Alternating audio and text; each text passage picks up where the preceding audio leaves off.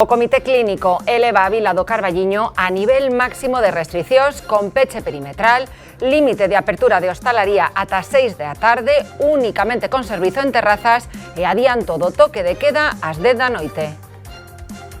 Os 70 sanitarios da comarca do Carballiño recibiron hoxe a vacina contra o coronavirus, administrada por un dos equipos da área sanitaria de Ourense. A banca trae ao Carballiño unha exposición didáctica de 70 paneis que amosan as poboacións costeiras dos 5 continentes baixo o nome Fillos do Océano.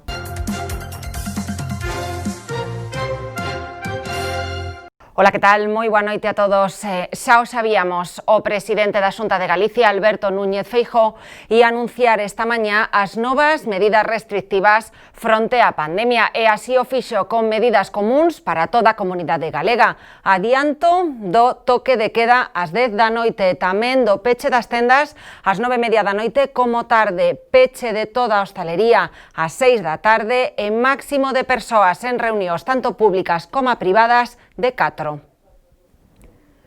O presidente da Xunta, Alberto Núñez Feijóo, comparecía esta mañá para dar conta das novas medidas restrictivas que entrarán en vigor a partir das 0 horas do venres, é dicir, na madrugada do xoves para o venres.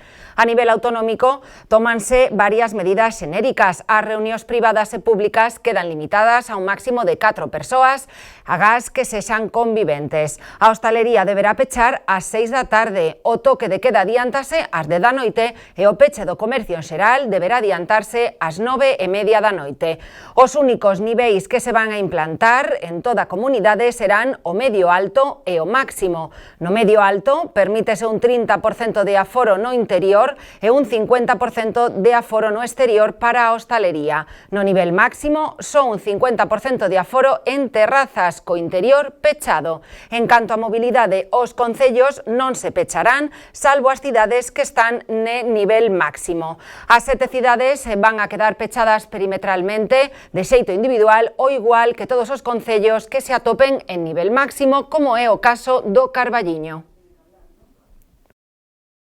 A recomendación básica para todo o mundo é que se faga o esencial, exclusivamente o esencial. É dicir, acudir ao médico, acudir aos colexios, acudir ao cuidado de maiores e menores, acudir aos comercios para a compra de necesidades e enseres indispensables e, por suposto, acudir con normalidade ao traballo, eso sí, facendo fincapé en que se recupere ao máximo o teletraballo sempre que sexa posible.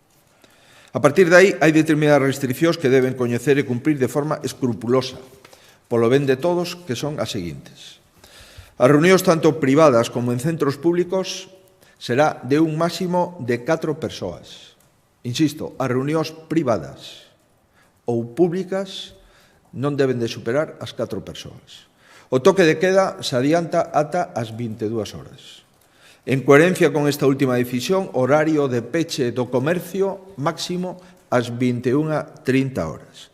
Ademais, no comercio, os aforos nas tendas seguen a metade, o 50%, pero imos reforzar a vigilancia nos centros comerciais onde queda prohibido permanecer nas zonas comúns. Por tanto, o mobiliario nas zonas comúns dos centros comerciales non se pode utilizar por parte de ninguén. Esas zonas comúns só son para cuestións de tránsito, nunca para cuestións de reunións ou para cuestión de conversas. A hostalería e a restauración pode abrir ata as 18 horas, cun 30% do aforo interior e un 50% do aforo en terraza e, por suposto, podendo manter a entrega a domicilio sin límite. E a partir das 18 horas, a actividade da hostelería e restauración non estará permitida. E isto significa que tampouco se debe, a partir das 18 horas, reunións de non convivintes nos domicilios. Facemos fincapé nesta recomendación. Non se debe, en ningún caso, de ter reunións de non convivintes nos domicilios a partir das 18 horas e, por suposto, a recomendación a extendemos durante todo o día. En máxima vigilancia atopanse 60 concellos en total, en Ourense 7, a cidade de Ourense, Barbadás, o Carballiño, Verín, Allariz, Monterrei e Xinzo. Todos estes concellos coinciden en superar a incidencia acumulada de 250 contaxios por cada 100.000 habitantes ou alo menos estar en camiño de cumplir esa previsión. Estes concellos terán a mobilidade limitada no seu perímetro. O interior dos locais de hostalaría deberán permanecer pechados e únicamente co servizo nas terrazas ata 6 da tarde ou tamén co servizo para levar. Estas zonas deben ter, en opinión do Comité Clínico, a máxima vigilancia. Son 33 concellos, de máis de 10.000 habitantes, que representan unha incidencia acumulada a 14 días superior a 250 ou que evolucionan rapidamente cara a ese nivel. A eles se suman outros 27 municipios de menos de 10.000 habitantes nos que o Comité considera preciso que teñan restriccións a nivel máximo e limitada a mobilidade, a luz das circunstancias especialmente graves que concorren estes municipios de menos de 10.000, pero que se moven en unidades poblacionais próximas a esos 10.000 e que a súa incidencia a 3, a 7 e a 14 días é especialmente preocupante. Na provincia de Ourense, 7 concellos: Ourense, Barbadás, Carballiño, Verín, Allariz, Monterrei e Xinzo de Limia. Nestas zonas que acabo de referir, nestes 60 concellos, vive o 47% da poboación.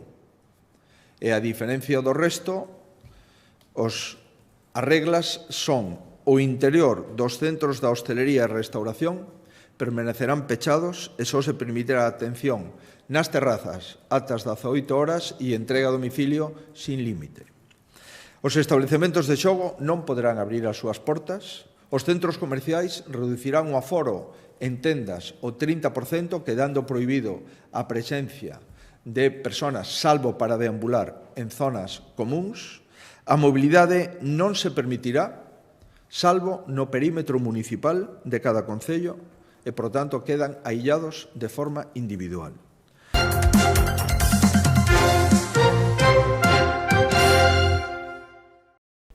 Os contaxios de coronavirus suben na comarca do Carballiño ata os 51 e no Carballiño a Vila suben ata os 37, 4 máis ca onte. Únicamente o Carballiño vai a ter a partir deste venres o nivel máximo de restriccións. Lembramos que neste caso vai a estar pechado perimetralmente, únicamente con servicio de terraza na hostalería e común a todos os concellos galegos, co adianto do toque de quedas de da noite, o peche das tendas ás 9:30 e tamén con ese máximo de reunións de 4 persoas. O resto dos concellos da comarca do Carballiño estarán en nivel medio alto. Neste caso, sí que poderán moverse entre eses distintos concellos que tamén estén no nivel medio alto de restriccións e tamén poderase consumir no interior dos locais de hostalería. Iso sí, o 50% de aforo nas terrazas e o 30% nos interiores. Estas medidas tómanse logo de que o Carballiño retomara a suba de contaxios. Nos últimos días, os datos estaban a subir de xeito moderado, aínda que a tendencia xa amosaba preocupación. Hoxe as cifras ascenden ata os 37 casos, 4 máis ca onte. A comarca sobe os casos totais, como a consecuencia, ascendendo ata os 51. O foco preocupante pola idade dos pacientes segue na residencia Virxe da Xaleta en San Cristovo de Cea, con ese segundo brote rexistrado neste centro que xa se iniciou hai 20 días e que a día de hoxe conta con 8 casos activos, presentando os mesmos ca onte. O Irixo mantén os 2 contaxiados logo de levar semanas sen ningún caso. Boborás sobe un caso tamén para contar con 2 contaxios. Piñor mantén un único contaxiado, igual que no caso dos municipios de Punxín. No caso de Masí, de Beariz e San Amaro mantéñense libres de coronavirus. E no Ribeiro, Ribadavia presenta hoxe o máximo tamén da súa comarca, mantendo os 23 casos que tiña onte.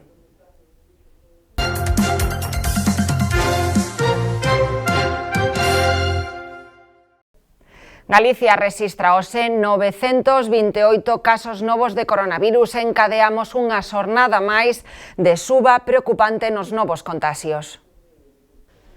Nas últimas 24 horas, a Comunidade Galega conta con 928 positivos novos de coronavirus, facendo que incluso restadas as altas, os datos totais pasen os 9.479, unha cifra que ascendeu con respecto a onte en preto dun millar de casos activos. A presión asistencial ascendeu tamén, hoxe hai 3 persoas máis nas unidades de cuidados intensivos, ata 73, e 17 ingresados máis nos hospitais, ata os 438. Na área sanitaria de Ourense, Verín e o Barco de Valdeorras, hoxe rexistrase unha nova suba de casos. Contamos con 118 casos novos confirmados por PCR. Restadas as altas, a cifra sobe nun centenar con respecto a onte, ata os 1.232 casos activos, encadeando un ascenso xa preocupante. Os ingresos nos hospitais ascenden tamén, aínda que de xeito máis moderado. Contamos hoxe con 4 persoas máis hospitalizadas en planta nos 3 hospitais da provincia, ata un total de 44, e mantemos o mesmo número de ingresados nas UCIs, 4.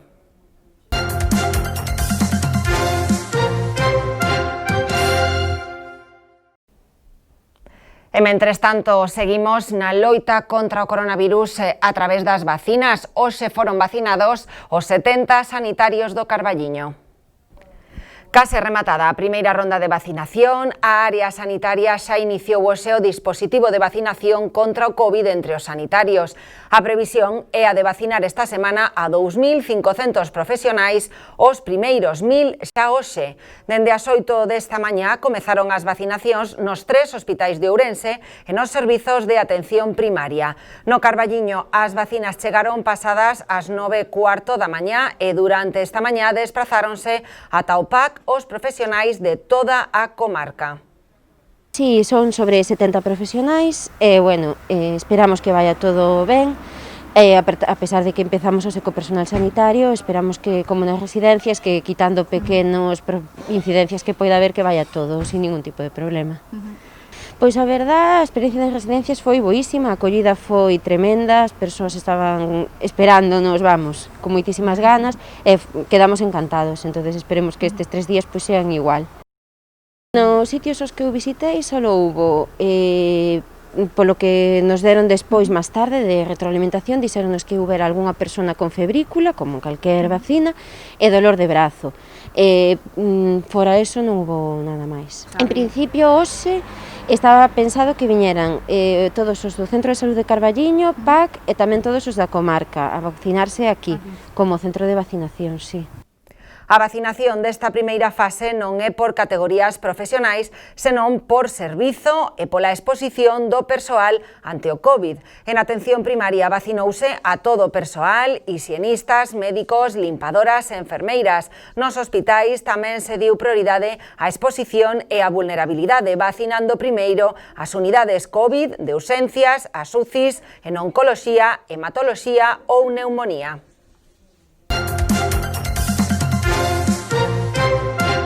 E hoxe, ademais, o presidente da Xunta de Galicia e o alcalde do Carballiño mantiveron un encontro para falar de futuros proxectos, entre eles a reforma do centro de saúde. Esta mañá, ademais de impoñer as novas medidas que cambian por completo o panorama do Carballiño e de toda Galicia, o presidente da Xunta tamén tratou co alcalde Francisco Fumega outros temas de interese. A reunión de hoxe era un encontro xa solicitado por Fumega fai varias semanas e que confirmaba o pasado venres no plató desta canle. Na que, abordaremos cuestións de relevancia importantes para o Carballiño que serían boas novas para este ano 2021, como pode ser a reforma do centro de saúde e a súa conversión nun centro integrado de especialidades, ou tamén abordaremos ás 10 teño reunión co presidente da Xunta e ás 12 teño unha reunión co presidente de Vivenda e Solo, do IGUS, do Instituto de Vivenda e Solo, para abordar o que é a ampliación do polígono industrial. Serían dúas boas novas para este ano, independentemente desa inversión que xa digo que vamos facer aproveitando os remanentes. As iniciativas que se puxeron en riba da mesa non son unha petición de agora. Dende o Concello levan tempo pedindo un centro de saúde adaptado ás necesidades do municipio, e máis agora con esta situación sanitaria. Todas as previsións apuntan a que dende a Xunta de Galicia incluirán este proxecto nos orzamentos deste ano, aínda que nun inicio non foi así. Hai un acordo transitorio no que é o propio Parlamento entre o Partido Popular e o Partido Socialista, polo que se considera este tema, se pon na mesa, e xa digo, eu creo que a predisposición que vexo no presidente e a preocupación polo tema sanitario, ele é consciente de que é un centro de saúde que ten 30 anos, que se fixo para un momento dado, e que o Carballiño pois é a segunda vila da provincia de Ourense, unha vila en expansión e unha vila que vai a permitir e vai a axudar a reequilibrar a poboación entre a Galicia costeira e a Galicia interior como un lugar de crecemento e de atracción. A Banca trae ao Carballiño unha exposición didáctica con 70 fotografías que amosan as poboacións costeiras dos 5 continentes baixo o nome Fillos do Océano. A Banca e o Concello do Carballiño presentan ata o vindeiro 7 de febreiro a exposición Fillos do Océano, unha síntese das mellores imaxes que o fotógrafo Javier Tenente tomou nunha viaxe por comunidades pesqueiras tradicionais de todo o mundo. Na apertura da mostra que tivo lugar hoxe ás 12 do mediodía estiveron presentes o concelleiro de Cultura, Diego Fernández, o coordinador institucional de A Banca en Ourense, Mateo Alonso, e a coordinadora institucional de a Fundación para Lugo e Ourense, Beatriz Fernández Aguiano. Tanto o concelleiro como o coordinador de A Banca fixeron fincapé en invitar a todos a ver esta mostra e apostar pola cultura nestes tempos tan difíciles. Darnos nunha presentación do eido cultural nuns tempos onde facer cultura é para valentes, por eso lle agradecemos neste caso á Fundación e á Banca pois esa valentía por apostar pola cultura, por traer o mar ao Carballiño nesta exposición fotográfica que fala deso, fala do mar, fala das tradicións e tamén fala de cuidar o medio ambiente. Quixera aproveitar este oco que temos tamén para recordar facer un bo uso das mascarillas e todo o material higiénico que vemos que trae complicacións e que esta exposición fala de cuidar o medio ambiente e hoxe máis que nunca creo que debemos ser conscientes da importancia que ten. Unha exposición que é unha exposición que se chama Fillos do Océano, que é de Javier Teniente, que agora a Bea nos falará dela, pero que queremos expresar o noso agradecemento e tamén facer un chamamento a veciñas e veciños para que veñan ao Concello e podan disfrutar da magnífica calidade destas fotografías e dende logo, pois, aquí en Carballiño algún membro do colectivo o Potiños tamén estivo aquí e valorouno moi positivamente, polo tanto, eso fala moito ben da calidade da exposición. Por nuestra parte y por parte de la Banca seguimos estrechando relaciones con el Concello de Carballiño. Hemos colaborado en muchas cuestiones, en muchos actos y nuestra intención es seguir haciéndolo y prueba de ello es esta exposición que gracias a la Fundación y al Concello pues podemos desarrollarla. Así que no queda más que disfrutar de ella y os animamos a que podáis contemplar toda la exposición. Muchas gracias. A mostra pode visitarse na Casa do Concello de luns a sábados en horario de 9 da mañá a 2 da tarde. Esta colaboración é parte do proxecto Corrente Cultural que considera a arte como un instrumento imprescindible para fomentar o coñecemento e o desenvolvemento colectivo. A mostra constitúe unha homenaxe a todos eses pescadores que viven do mar e para o mar e obteñen del todo o necesario para a súa supervivencia. Tamén é unha chamada de atención e de concienciación social a favor da preservación dos ecosistemas mariños para que se regulen tanto as pesqueiras como a contaminación marítima. A exposición é de Javier Teniente, son fotografías de artes de pescas naturais en todo o mundo, son exposicións eminentemente, o que fai a Fundación este tipo de exposicións son exposicións de tipo didáctico, que fundamentalmente se dirixen, ademais do público en xeral, aos escolares. Que sucede? Neste caso, agora, nos tempos que estamos, tempos COVID, non podemos traer escolares a estas exposicións, obviamente, porque non poden sair dos centros escolares e non podemos ter tampouco moita aglomeración de rapaces, pero igualmente creemos que sacar a arte das nosas sedes e espallala por Galicia nun proxecto, nun programa que se chama Corrente Cultural é algo que a Fundación ten que seguir facendo. Temos que ter un giro social, pero temos que seguir tendo a cultura como referente. Ademais desta parte social na que estamos agora máis inmersos porque sabemos que se necesita máis. A marca O Irixo pecha a campaña de Nadal con máis de 150 pedidos recibidos e enfoca a súa seguinte liña de venda nos produtos do Entroido. O proxecto de promoción do sector agrogandeiro do Concello de Irixo, denominado Marca O Irixo, arrancou no mes de novembro coa promoción da recollida da castaña. A finais de novembro poñían en marcha a súa tenda de venda online. O peche da campaña de Nadal Marca O Irixo superaba a cifra dos 150 pedidos entregados, o que supuxo un volume de venda para as empresas asociadas de preto de 9.000 euros. A confianza mostrada por os veciños foráneos, as empresas que confiaron no proxecto e a calidade dos produtos ofrecidos están a ser a clave para o bo resultado obtido. O Irixo chegou este Nadal ás casas de centos de españois de Cádiz, Málaga, Murcia, Barcelona, Girona, Bilbao, Guipúzcoa, Valladolid, Zamora, Zaragoza, Madrid e tamén as 4 provincias galegas. Os bons resultados animan a seguir na busca de novos obxectivos. O Entroido e os seus cocidos serán o novo proxecto da marca con produtos como a cachucha, o lacón, o pan, o queixo e como novidade grelos e naviza.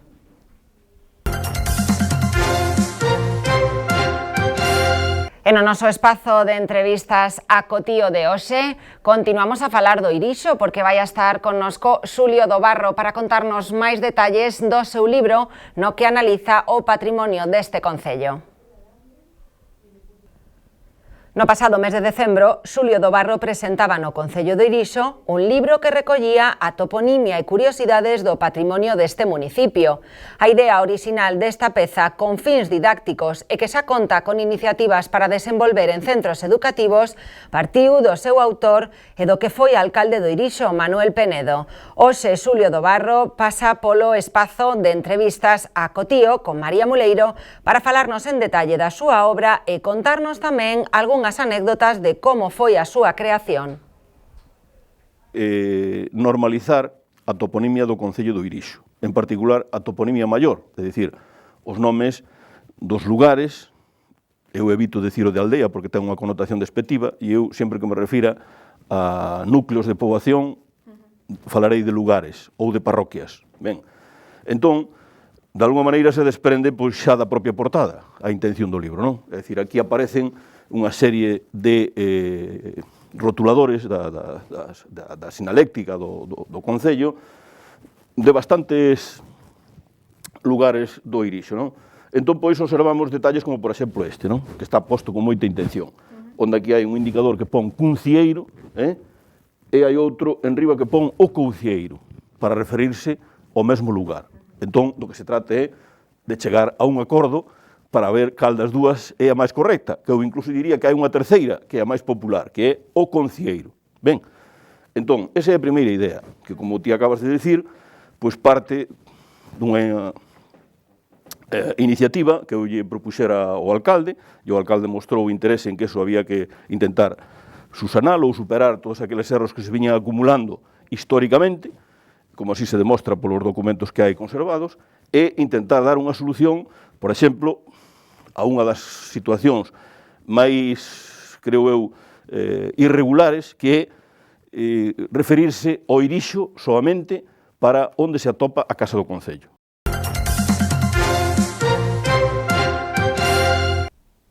O conselleiro de Cultura e Educación, Román Rodríguez, visitou hoxe as reformas feitas no IES O Ribeiro, cun investimento de 900.000 euros por parte da Xunta. O conselleiro de Cultura, Educación e Universidade, Román Rodríguez, visitou hoxe acompañado do delegado da Xunta, Gabriel Alén, o IES O Ribeiro en Ribadavia, onde comprobou o resultado das obras de rehabilitación integral realizadas neste centro. A actuación no IES O Ribeiro realizouse no seu edificio Abrente cun investimento de 904.208 euros que incluíu accións para a mellora da eficiencia enerxética como a sustitución das fiestras por outras de carpintería de aluminio, tamén a renovación das persianas por unhas novas de aluminio con illante térmico interior e a instalación de novas luminarias con tecnoloxía LED. No referido a melloras funcionais, colocáronse novos teitos acústicos en aulas e zonas comúns, reforzouse o sistema de calefacción, pintáronse os paramentos interiores e exteriores, limpáronse as fachadas, puliuse o pavimento do terrazo e adecuouse un espazo para a aula de cociña. A maiores mellorouse a accesibilidade ao centro mediante a instalación dun ascensor, así como de aseos adaptados.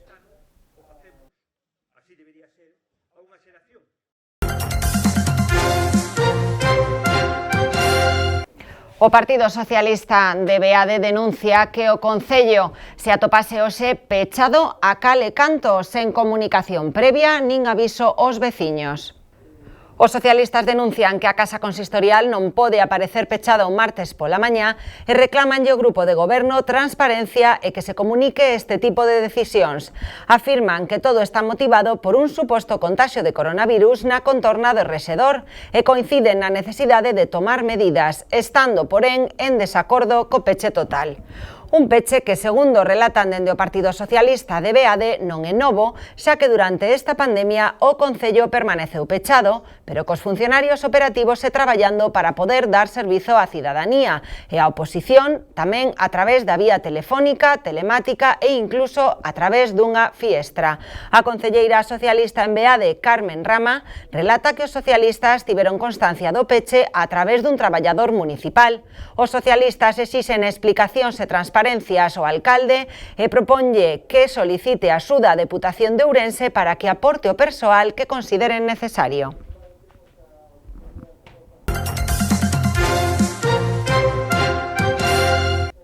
E hoxe, 13 de xaneiro, é o Día Mundial na loita contra a depresión.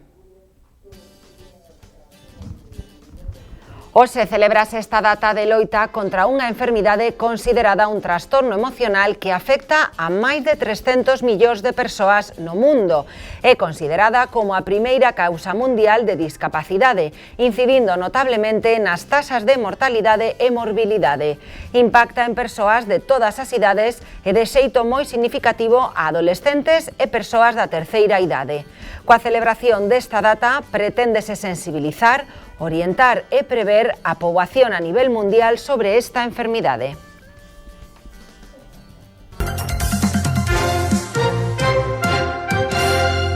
Esta pasada noite aínda tivemos temperaturas moi frías no Carballiño, 5 graus negativos. A auga da fonte da Praza do Emigrante tiña esta mañá pracas de xeo que se mantiveron durante toda a xornada. Para mañá xoves saímos notar algún cambio, sobre todo nos ceos. Pola mañá xa teremos algún intervalo nuboso e pola tarde os ceos estarán cubertos.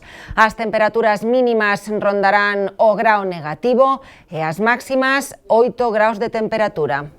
Tamén no Concello de Ribadavia imos notar cambios para mañá xoves, pero máis nos ceos que nos termómetros. 0 graus de temperatura mínima e 10 de máxima, algo incluso máis fría ca hoxe. Intervalos nubosos a primeira hora da mañá e ceos cubertos pola tarde. A finais desta semana sí que notaremos xa unha suba máis considerable das temperaturas. A pesar diso, estamos no mes de xaneiro e toca o tempo do frío. Agora lles deixo con María Muleiro no seu programa de entrevistas. A cotío vai a estar con Xulio do Barro, o autor do libro sobre o patrimonio do Concello do Irixo. E xa saben, como sempre, en nosa página web www.badalnovas.com poden atopar toda a información actualizada, tamén na nosa página de Facebook. Que pasen unha moi boa noite e volvemos mañá.